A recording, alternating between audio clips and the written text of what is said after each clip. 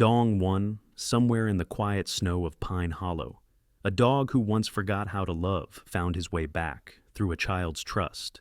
Before we begin a widow's kindness, if stories of healing and second chances touch something in your heart and a town that almost gave up, but not quite, gently press like and subscribe and stay with us. Ranger's journey isn't just about a dog. It's about all of us who are still learning how to trust again. The wind rolled down from the Colorado Rockies like a whispered warning, cold and steady. Pine Hollow was a small mountain town, tucked between steep ridges and slow rivers, where the winters dragged their feet long into April. That morning, the sky was heavy with cloud-blanketed gray, the kind that made the mountains look like sleeping giants. Clara Whitmore pulled into the gravel lot of the Pine Hollow Animal Rescue Center, her breath fogging against the windshield. She sat for a moment in silence, listening to the tap of sleet on glass. There wasn't a single other car in the lot. Perfect. Clara was 42, tall and lean, with graying auburn hair usually tied in a low braid that rested against the collar of her wool coat. Her face carried the kind of softness that came from years of teaching young children how to read, how to apologize, how to try again. But behind her eyes was a quiet ache that never quite went away. The echo of a life split in half by loss. Her husband, Grant, had died 3 years ago in a car accident just outside Denver. Since then, Clara had moved to Pine Hollow for a new start, a quieter life, and had learned to live with the weight of silence. The Animal Rescue Center was a modest structure, more barn than building, with weather-beaten siding and a crooked mailbox that leaned like it had given up standing. Inside, the air smelled faintly of cedar shavings, damp wool, and old hope. A bell jingled as Clara stepped through the door. Behind the desk sat a man with a sun-leathered face and a battered trucker cap turned backward on his head. His name tag read Tom, though the corners of the letters were fraying. "You here to see the puppies?" he asked with a lopsided smile, his voice the kind that rasped like gravel. "Not exactly," Clara replied, brushing sleet off her coat. "Just looking." Tom was in his early 50s, barrel-chested with a worn green flannel shirt and a limp in his left leg. He had once worked construction before an accident took part of his knee and left him with a deep affection for broken things, engines, chairs, dogs. He gave her a short nod and gestured toward the hallway. "Take your time. They're mostly awake now, except for him." Clara didn't ask who him was. She just walked slowly down the corridor of kennels. Each was fronted by metal bars, behind which sat dogs of every shape and color. Some barked, others wagged, tails thumping like drums. A few cowered or paced in endless nervous circles. Clara murmured soft greetings as she passed, her fingers trailing the cold steel of each cage until she reached the very last one on the left. There, in the shadowed corner, lay a German Shepherd Large, still and utterly silent. He didn't look up. He didn't flinch. His fur was a matted gray-brown, more dust than color, and his ribs were faintly visible beneath his thick coat. His ears were down, not in fear, but in surrender. He looked like an animal who had already left the world behind, but whose body hadn't caught on yet. Clara's breath caught in her throat. "That one's Ranger," said Tom, appearing quietly behind her. "Been here 10, 11 months now. Found him tied behind a gas station in Steamboat Springs, middle of winter. No microchip, no tags. Not aggressive, just gone inside, you know? Eats when he has to, doesn't play. Won't look at people. Most folks don't even stop at his kennel." "He looks like he's waiting," Clara said softly, kneeling down, her knees pressing into the chilled concrete. Tom scratched the back of his head. Waiting or fading, hard to tell. Clara didn't reach for the gate. She didn't make a sound. She just sat, watching him.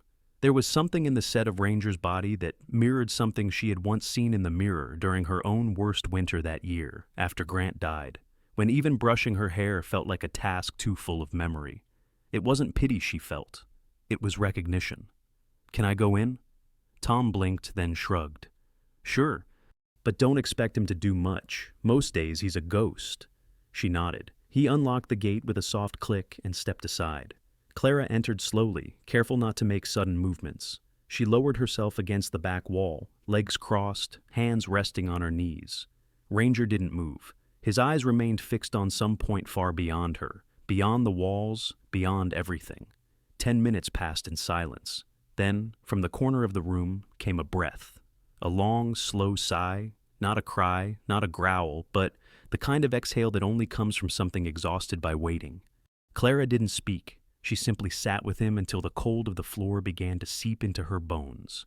When she finally stood to leave, she did so quietly, and as she glanced back, she could have sworn his eyes had shifted just slightly in her direction.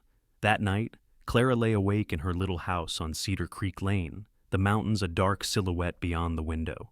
Her bed felt too big, her kitchen too quiet. The memory of Ranger's stillness wrapped around her like smoke. The next morning, she returned to the shelter with a printed adoption form in her coat pocket. Tom's eyebrows climbed halfway up his forehead when he saw her. "You're serious?" he asked, then added with a dry chuckle. "You know we've got a golden retriever pup in the back, cute as a button, already knows how to sit and beg. Wouldn't you rather—" "I want Ranger."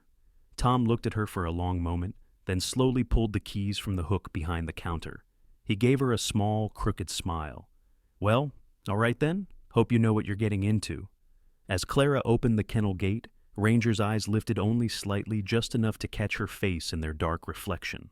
She clipped the leash onto his collar with steady hands. "Let's go home, boy." He didn't resist. He didn't pull or wag, but he walked beside her, step by step, down the hallway of barking dogs and out into the cold light of morning. As they crossed the parking lot to her Subaru, Clara felt something shift, not in the dog, but in herself. The sense that perhaps she wasn't rescuing him, not entirely. Perhaps they were walking together, side by side, away from whatever corners they'd both been forgotten in. The road home wound through pine trees dusted with snow. Ranger sat upright in the back seat, staring out the window, unmoving. Clara had padded the seat with thick quilts, but he never lay down. Just watched, like he needed to memorize every mile in case it vanished when he blinked. When they reached her cabin, she opened the front door and waited. Ranger stood in the doorway for a long moment, then stepped inside, each paw placed with caution. He sniffed the rug, glanced at the couch, turned in a slow circle as if checking for exits. Clara boiled chicken and rice and set a bowl down. He sniffed it, ate a few bites, then walked to the laundry room door and curled into a tight ball, nose to tail. That night, Clara sat on the floor a few feet away and read from the first book she had ever taught, Charlotte's Web. She wasn't sure if Ranger heard, but when she looked up, his eyes were open, and they were looking at her. Just before midnight, he let out another sigh. Then, finally, he slept. The snow had thinned, leaving patches of hardened earth and last year's leaves poking through the frost. Pine Hollow in early spring still felt like winter in disguise. The town sat quietly under a gray sky that couldn't decide whether to clear or cry. Clara's cabin rested on the northern edge of town, half shaded by evergreens, with an old rocking chair on the porch that creaked in the wind like it missed conversation. Inside, the house was warm, smelling faintly of cinnamon and wood smoke. The fireplace was always lit now, not because Clara was cold, but because she sensed Ranger liked the sound. It had been 6 days since she brought him home, 6 days of stillness, of tentative rhythms and quiet watching. Ranger had claimed a spot by the living room window, a low bench covered in an old quilt. He rarely moved from it. His body lay curled tightly, his eyes half-lidded, but never quite asleep. Clara left food twice a day, boiled chicken, brown rice, a spoon of sweet potato. But most meals went untouched. Sometimes he sniffed the bowl, sometimes not. Water was different. He drank in silence, always after sundown, when the world was quieter and the lights were dimmed. Clara didn't push. She didn't coax him with baby talk or beg for tail wags. She simply existed beside him. In the mornings, she made tea and read the newspaper aloud as if he were listening. In the evenings, she sat on the floor near his bench and marked essays in red ink. Her third graders had just started a creative writing unit. One child wrote about a dragon with asthma. Another about a grandma who drove a spaceship. Clara smiled at their strange, brave minds. She hadn't told them about Ranger yet. Not yet. On the 7th day, she received a call from the district office. It was Marlene Jacobs, the acting principal of Pine Hollow Elementary. Marlene was a tall, sharp-angled woman in her 50s, always in pressed slacks and pointy heels, even in snow. Her voice was clipped and direct, the kind that made kids sit straighter and teachers feel like interns again. "Clara," she said, skipping pleasantries, "they've posted the candidates for school board. You're on the list." Clara sat at her kitchen table, phone to her ear, eyes flicking toward Ranger. I know, I turned in the paperwork last week. There's a town hall on Thursday night, 8 o'clock at the rec center. You'll speak. Questions from parents mostly, some faculty. I'm aware, Clara said, her voice even. Marlene paused, then softened slightly. You sure about this? After everything? I mean, the board isn't exactly warm and fuzzy. I know what they are. I still believe in what I'm doing. Another pause, then a brisk, all right, I'll see you Thursday. Clara ended the call and rubbed her temples. The election wasn't about ego. It wasn't even about ambition. It was about repairing trust hers with the town, and perhaps the town with itself. Pine Hollow had changed in the last decade. More summer homes, fewer farms, divides that widened in whispers and potlucks. Clara wanted to stand for something steady. Ranger shifted slightly on the bench, just his paw, a single flex and curl. But it was something. That afternoon, she left the house for the first time without him, only 20 minutes to the general store for milk and apples. When she returned, he hadn't moved, but his eyes were open, watching the door. The days continued like that, quiet layers of routine. Clara spoke to him, never expecting a response. She played soft cello music sometimes, left the front door open so he could smell the wind. She didn't know what he needed, so she gave everything she had: space, warmth, presence. The only other person who visited regularly was her neighbor, Frank Thatcher. He lived 2 cabins over, a widower in his 70s with a limp and a retired veterinarian's soul. He had silver hair, skin like old parchment, and a tobacco pipe he rarely lit but always carried. He came by every Tuesday morning, as he always had since Clara moved in, with a bag of old newspapers and some homemade jam. On this Tuesday, he lingered in the doorway when he saw Ranger. Well, I'll be, he said, voice low. You picked the sad one. Clara gave a small smile. Or maybe he picked me. Frank stepped inside, careful not to clomp too loudly on the wooden floor. Mind if I... He gestured toward Ranger, still on his bench.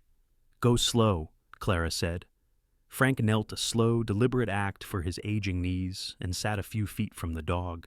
He didn't reach out, just looked. Seen this before, he murmured. In war dogs, mostly. After a blast or after they lose their handler. They don't run or whine, they just disappear inside. Clara nodded, arms folded across her chest. That's what he feels like. A ghost in fur. Frank didn't reply, just sat for a few more minutes. Ranger didn't move, but he didn't flinch either. You've got time, Frank said as he stood. Time's the best medicine they don't bottle. Later that week, Clara stood in front of the mirror in her bedroom, adjusting a scarf around her neck. The town hall was tonight. She had prepared remarks, though they felt too polished for a town this small. Ranger watched her from his bench, eyes steady. You think I'm crazy, don't you? She asked him. He blinked once. No judgment, just presence.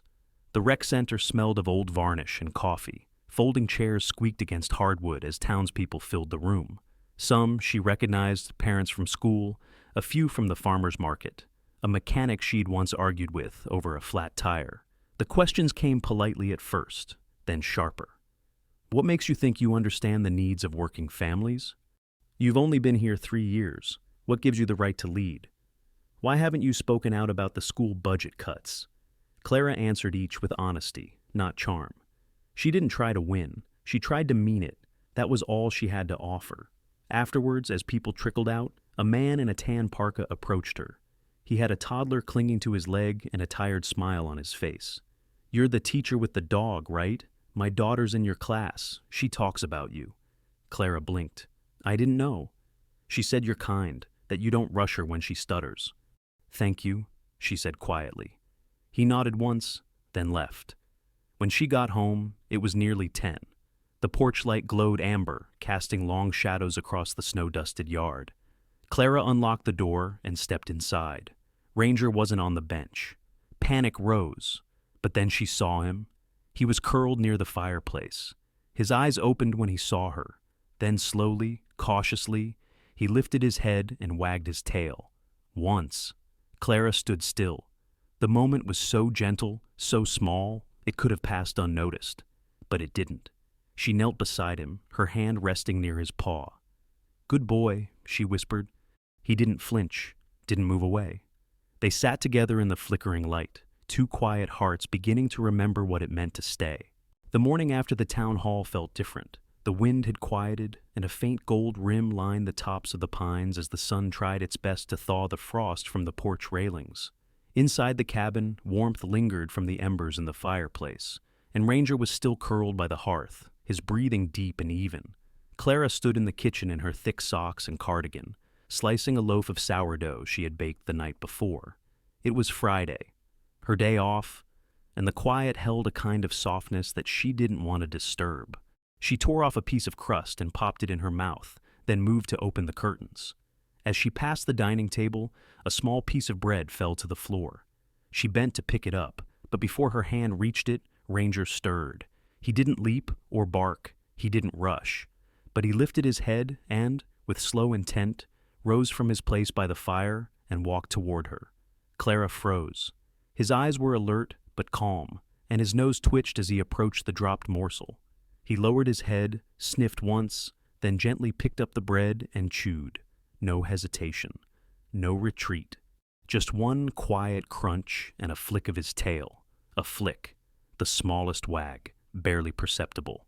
But it was there. Clara's throat closed. The lump that rose was not from sadness, but relief. The kind that comes when you realize something once thought lost has decided to try again. She knelt beside him, letting her hand hover just inches from his shoulder.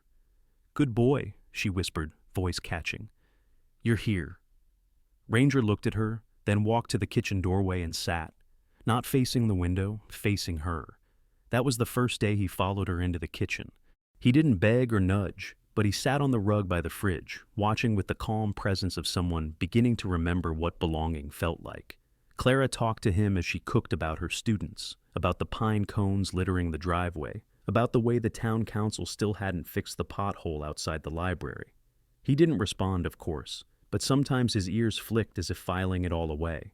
That night, as she brushed her teeth and prepared for bed, Ranger appeared in the doorway of her room. He stood there for a moment, head tilted slightly, then padded across the wooden floor and lay at the foot of the bed, not curled tight, not braced to run. He simply rested, tail sweeping across the quilted rug. From that night on, he never returned to the laundry room. A week passed. The snow continued to melt. The ground grew soft and muddy. One morning, Clara bundled up and clipped a leash onto Ranger's collar. "Let's try the trail," she said, unsure if he'd move. To her surprise, he followed. Not quickly, not eagerly, But he walked beside her, matching her pace through the woods behind the cabin. The trail wound through evergreens and bare aspens, the sun dappling patches of earth in golden pools. A bluebird flitted from tree to tree, and Clara laughed when Ranger tilted his head at the sound. "Spring's coming," she told him, "whether we like it or not." They didn't go far, but when they returned, Ranger didn't retreat to his corner. Instead, he lay in the patch of sun near the back door, paws stretched out, eyes closed. That afternoon, Frank stopped by, as he did every Tuesday. He wore his usual thick vest and battered work boots, carrying a small tin of lemon bars wrapped in wax paper. "Made too many," he said, though Clara had a feeling he made them just for her. She poured coffee, and the two sat on the porch while Ranger dozed just inside the screen door. "Looks like he's settling in," Frank said, nodding toward the dog. Clara smiled. "He wagged his tail yesterday, just once." Frank grinned. "Told you, time." They sat in companionable silence for a while, sipping coffee as birds chirped and wind rustled the trees. Clara glanced sideways at Frank. "You used to work with rescues, right?" He nodded, eyes thoughtful. "Long time ago, before Helen got sick.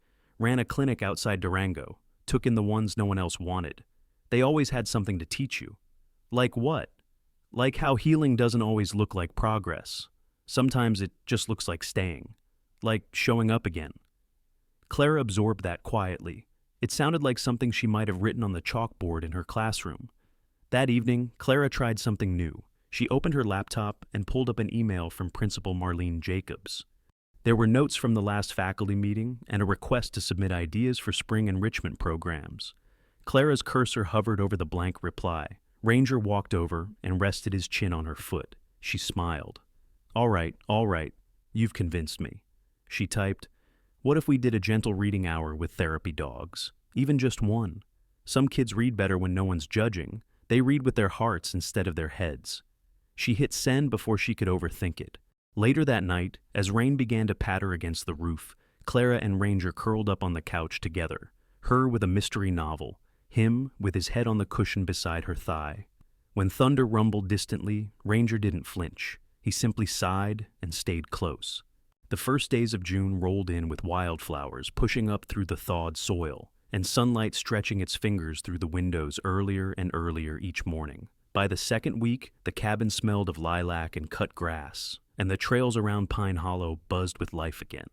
It was a season of subtle awakenings, and not just in the trees. Clara stood on her porch, brushing flour off her apron as a yellow cab turned slowly up the gravel drive. Her heart gave a quick, uncertain flutter.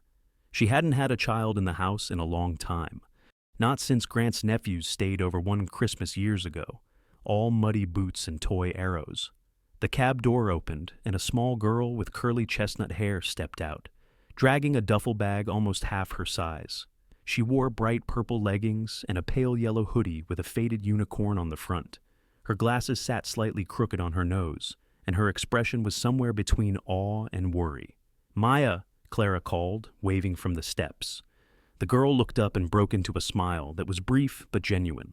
She was 10, tall for her age, but with shoulders that curled slightly inward, the way some children do when the world feels too loud. Maya's mother, Clara's sister, had described her as quiet, sensitive, and lately struggling with other girls at school, whispers, giggles, and being left out. Clara remembered that feeling all too well. "Hi, Aunt Clara," Maya said, voice soft. "Your house is really pretty. It smells like cinnamon and trees." Clara laughed, stepping down to hug her. "That's probably the dog and the apple pie fighting for dominance." "The dog?" Maya asked, blinking. "He's a big one," Clara said, "but gentle. His name's Ranger." Inside the cabin, Ranger lay on the living room rug, watching the doorway with calm curiosity. He had sensed something different all morning, had paced once around the porch, then returned to his spot by the couch. When Maya stepped in, he stood not stiffly, not with alarm, but with the careful posture of a guardian waiting for a signal. Maya stopped short. "He's huge," she whispered. "He's also shy," Clara said gently. "Just like someone else I know." Maya glanced up at her aunt, then took a tentative step forward. Ranger didn't move, only watched. Another step, then another. She was close now, standing just a few feet from him. "Hi," she said quietly. "I'm Maya." Ranger blinked once. "He doesn't really bark," Clara said, "but he listens better than most people." Maya reached out her hand, not to touch, just to offer it, fingers curled slightly inward. Ranger stepped forward, just one pace, then lowered his head and gently sniffed her knuckles. Maya grinned. The next few days settled into a rhythm more natural than Clara could have hoped. Maya was a thoughtful child, prone to long silences and sudden questions. She read voraciously stacked books by her pillow and carried a notebook everywhere, filled with sketches of birds and fantasy creatures. She and Ranger formed a quiet alliance. He followed her as she explored the edges of the yard, sat beside her when she read aloud, and waited patiently outside the bathroom when she brushed her teeth. One afternoon, Clara found them lying together on a picnic blanket, Maya sketching a dragon with Ranger's ears, Ranger's head resting on her ankle like a living paperweight. It was on the 6th day of her stay that something shifted. Clara had gone inside to answer a call from Principal Marlene, who wanted to confirm details for the upcoming board meeting. She wasn't gone long, 10 minutes at most. But when she returned, she saw Maya running down the slope behind the cabin, chasing a butterfly. The yard was uneven, littered with tree roots and small stones, and before Clara could call out, Maya tripped. She went down hard, landing on one knee and elbow. The cry she let out was sharp and sudden. Clara started forward, but Ranger was faster. From the porch, he leapt down and raced across the yard in long, fluid strides. He skidded to a halt beside Maya, circled once, then stood over her, his body angled protectively. He lowered his head and nudged her arm gently. When she whimpered, he licked the scrape on her elbow, then looked up at Clara as if to say, "She's hurt, but I've got her." By the time Clara reached them, Maya had already wrapped her arms around Ranger's neck. "I'm okay," she said, her voice thick but steady. "He came so fast." Clara crouched down, checked the scrapes, nothing deep, just surface wounds, and nodded. "Looks like your guardian angel wears fur." Ranger sat still, letting Maya lean against him. His tail thumped once, then again. That night, after Maya had showered and was curled up with her favorite blanket, Ranger lay at the foot of her bed. Clara peeked in just as Maya turned out the light. "He's smiling," Maya whispered into the dark. Clara smiled too. "I think you're right." It wasn't a human smile, of course, but something in Ranger's expression had softened. His brow was no longer furrowed. His posture was relaxed, ears tilted just slightly forward. His eyes followed Maya with a calm that spoke of trust, not just duty. Over the next days, Ranger became Maya's shadow. He walked beside her to the mailbox. He dozed near her as she worked on an elaborate cardboard castle for her sketchbook creatures. He even tolerated her placing a pink bandana around his neck, though he shook it off when she wasn't looking. When Clara and Frank sat on the porch one afternoon, sipping iced tea, Maya joined them with Ranger close behind. She brought her drawings to show Frank, who squinted at each one with theatrical seriousness. "This one looks like Ranger with wings," he said. "Is he a dragon now?" "He's a sky shepherd," Maya explained solemnly. "He watches over the ones who fall." Frank chuckled and tapped Ranger's head. "Sounds like he found the right job." And Clara, listening quietly, realized something. Ranger wasn't just healing, he was becoming. The late June sun filtered through the blinds in slanted gold, drawing soft lines across the wood floors of Clara's cabin. Outside, bees hummed lazily around the wildflowers that now tangled along the edge of the porch. Ranger lay sprawled near the open screen door, his fur rising and falling with slow, even breaths. He had begun to nap with complete comfort lately, no longer curling tightly, as if bracing for unseen dangers. Nearby, Maya sat cross-legged with a sketch pad balanced on her knees, quietly shading a new drawing, this one of Ranger with butterfly wings. Clara stood in the kitchen, rereading the email from Marlene Jacobs for the third time. Reminder, Community Education Forum, Thursday, 6:30 p.m., Pine Hollow Town Hall. Board candidates will be given 10 minutes to present their enrichment ideas. Note, public questions encouraged, limited seating.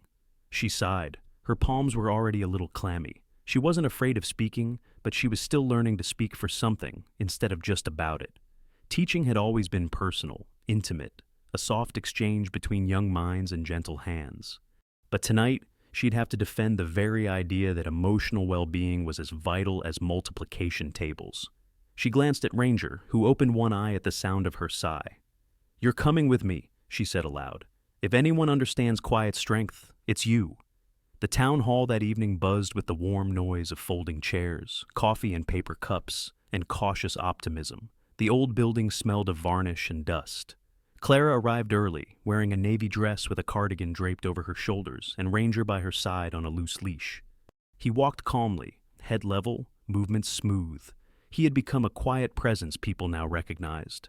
A few smiled and nodded, some bent to greet him. He responded only with gentle eye contact and an occasional flick of the tail. "Is that the rescue shepherd?" someone whispered. "That's him," came the reply. "The one who stays next to that little girl with the curly hair." Clara took her seat near the front.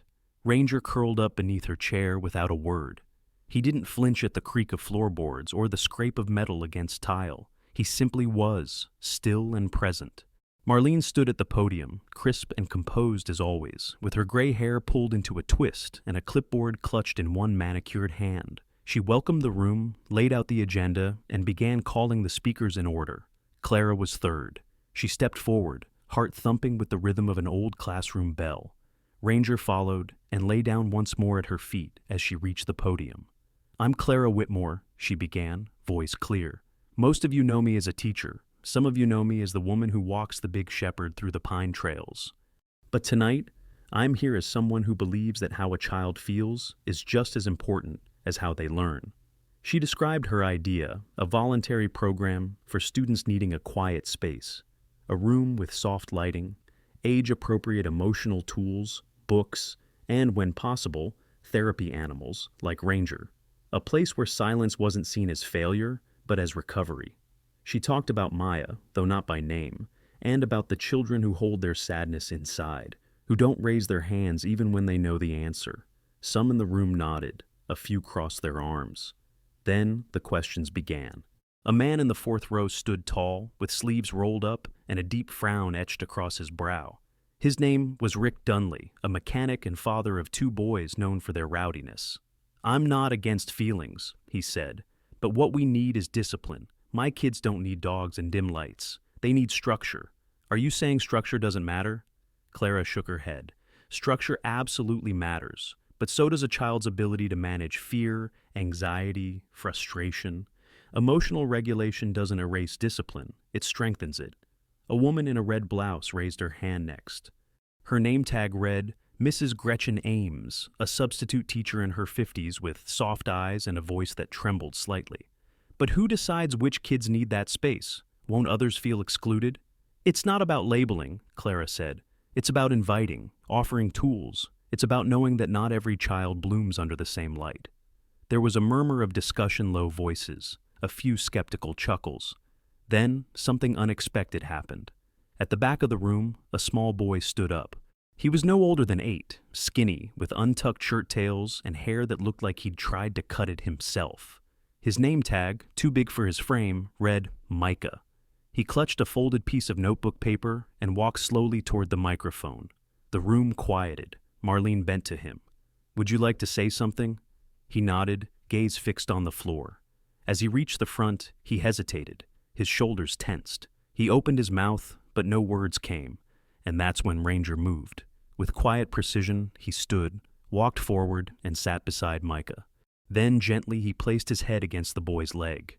Micah looked down, his lips pressed together, his free hand lowered to Ranger's fur. He took a breath. "My name is Micah," he said, just loud enough to carry. "I don't like reading out loud at school because when I mess up, the other kids laugh. I don't like how that feels. But I read to a dog at the shelter once. He didn't laugh. He just listened." Silence. Not the awkward kind, but the kind that settles like snowfall. Clara stood motionless, heart caught in her throat. Micah looked at her, then at Ranger. "I think this is a good idea," he said, and walked back to his seat. No one said a word for several seconds. Then slowly, applause began, hesitant at first, then growing in strength. Not thunderous, but real. Clara sat down, stunned, and reached for Ranger's ear, giving it a gentle scratch. He thumped his tail once, eyes calm, as if he had known all along. After the meeting, several parents came to speak with her, some with questions, some with stories of their own children. A woman named Teresa Lynn, a nurse with tired eyes and a warm smile, told Clara how her daughter cried every morning before school. "Maybe this is what she needs," she whispered, "a place to exhale."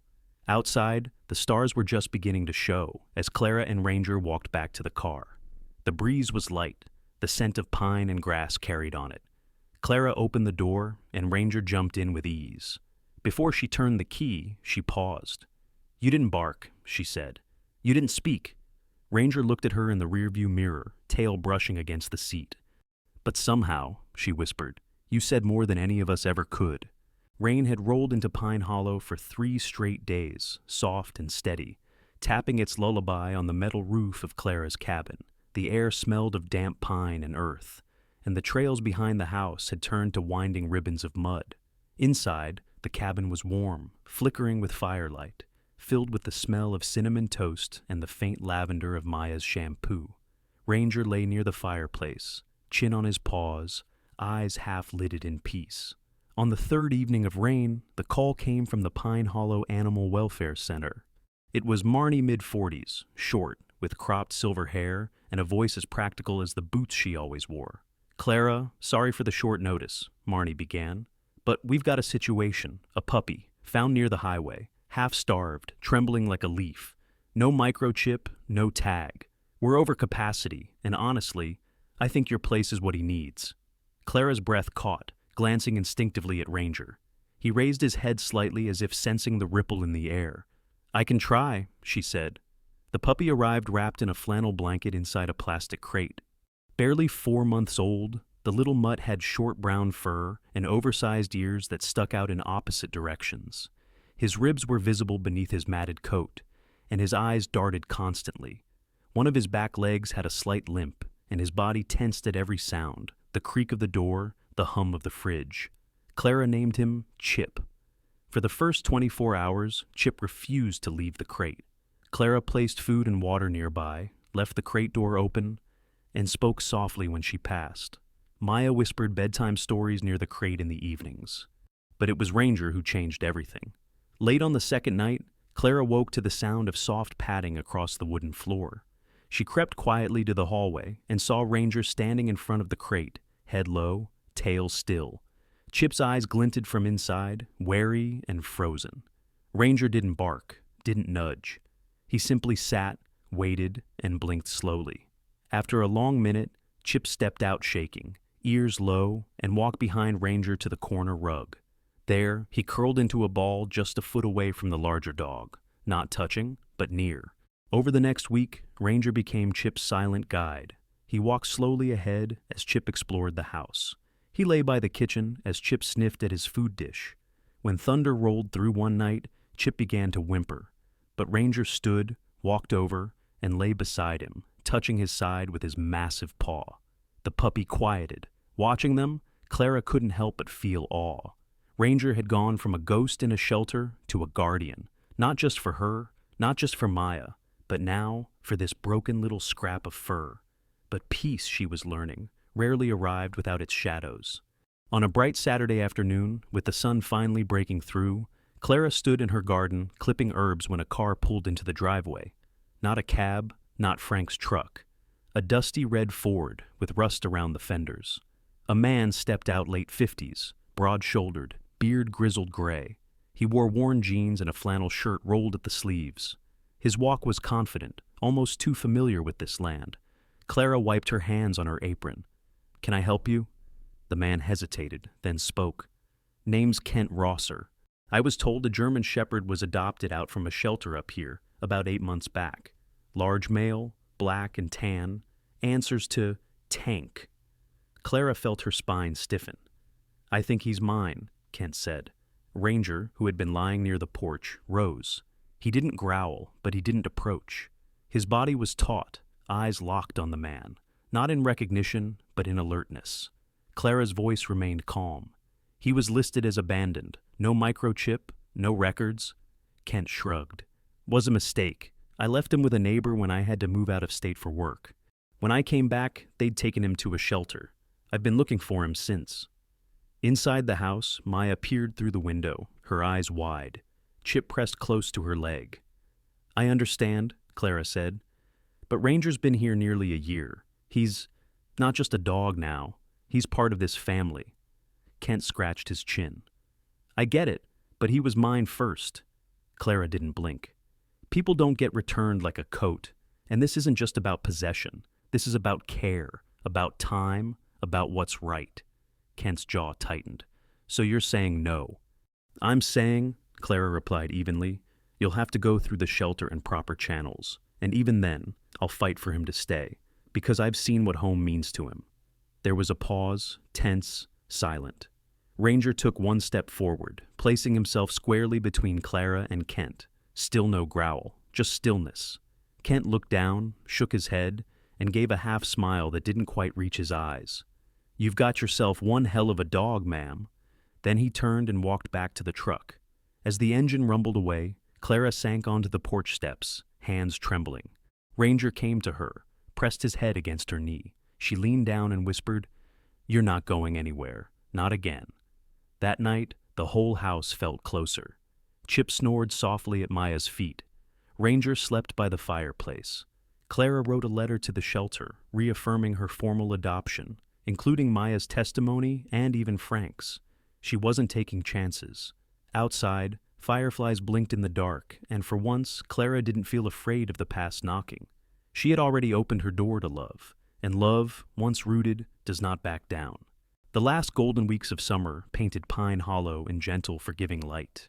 The town square, usually quiet except for the occasional farmer's market or veterans parade, was buzzing today with banners, folding chairs, and a table decorated with paw-print balloons and hand-painted signs that read, "Hearts and Paws, Shelter Benefit Day."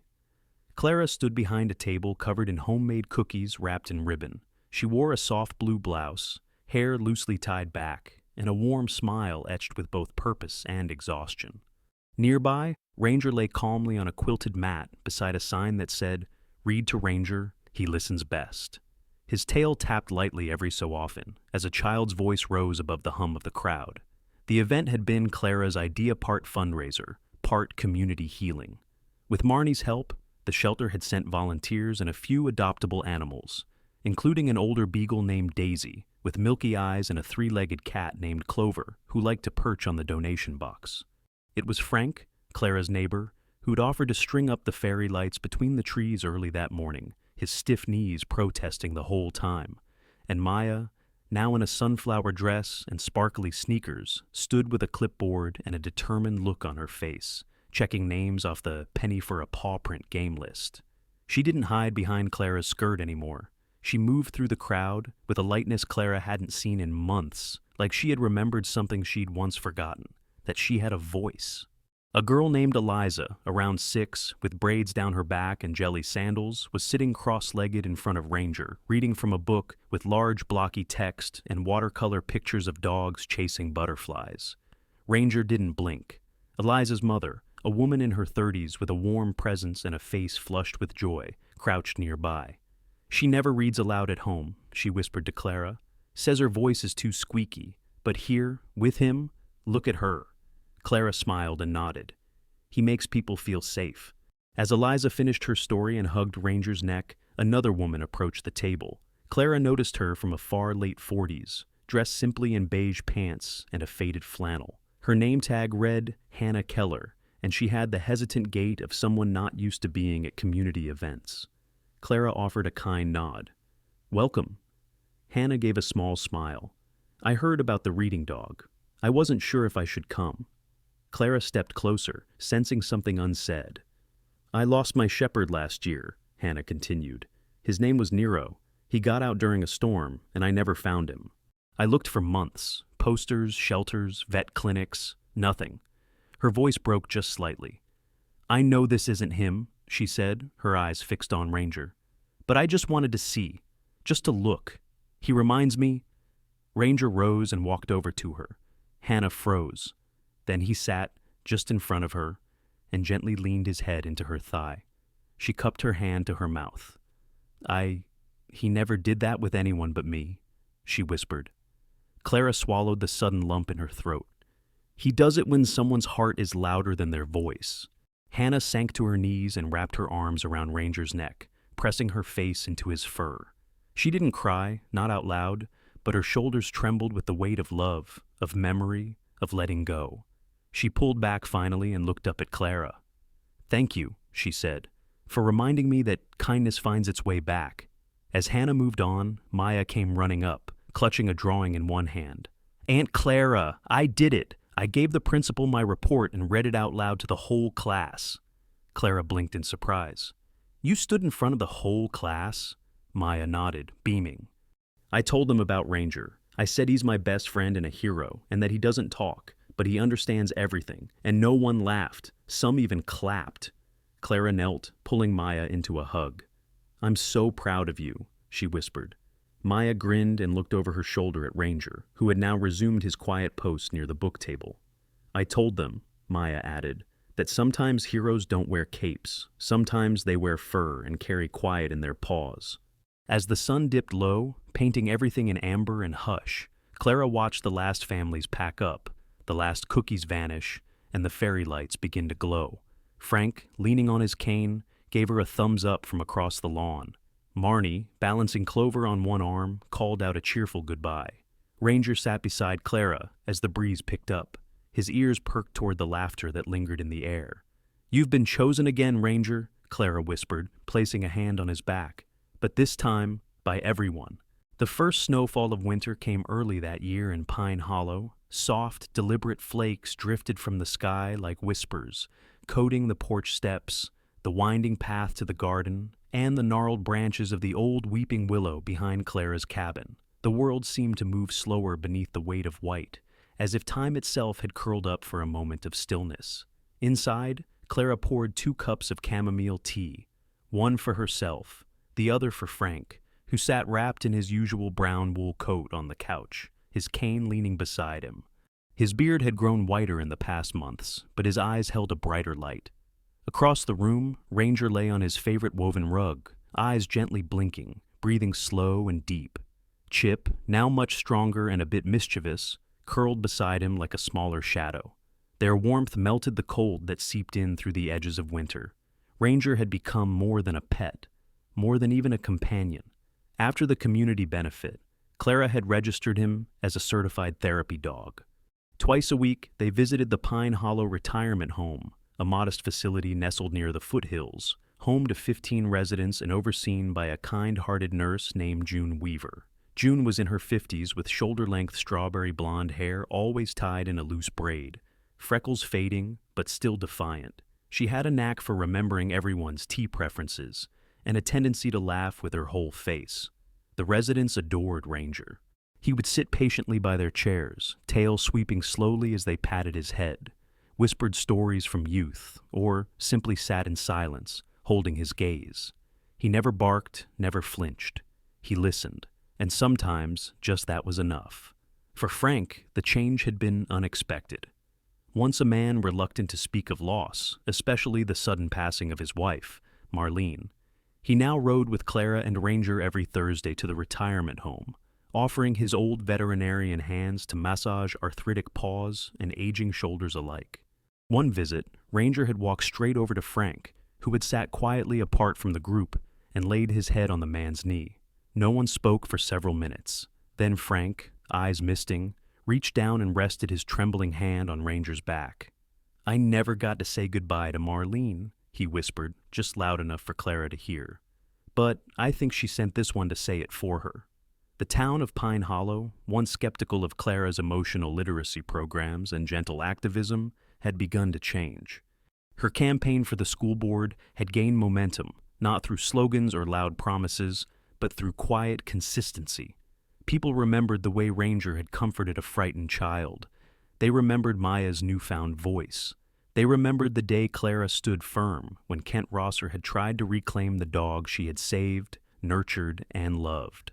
When the election results came in on a crisp November morning, Clara didn't cheer. She simply kissed the top of Maya's head, hugged Frank tightly, and let herself cry in the kitchen, where no one could see but Ranger. Now, on this snow-covered morning, Clara bundled herself in her gray knit shawl and stepped onto the back porch. The air was sharp but peaceful. Ranger followed her, slow but steady, his legs stiffer now, eyes more clouded than before. Yet his presence was unchanged, reliable, rooted.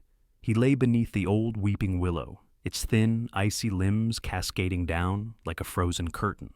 Clara sat beside him, her legs tucked beneath her, a book open in her lap, though unread. Snow fell gently on her shoulder and on Ranger's dark fur.